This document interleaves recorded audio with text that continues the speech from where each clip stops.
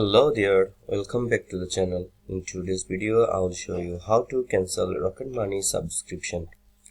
It's very simple to do.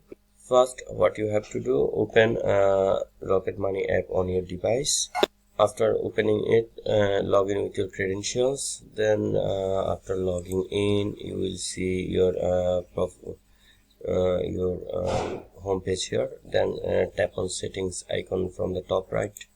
Then from here you have to select premium membership from here. Then after redirected to this page, scroll down a little bit. Then you will see an option manage membership. Tap on it. Then what you have to do, you will see your price. Just do it lower and it will be 0. When it will be 0, here you will see an option cancel subscription. Just tap on it. Then select continue cancellation. Then select continue cancellation again. Then select a reason why you would like to cancel it.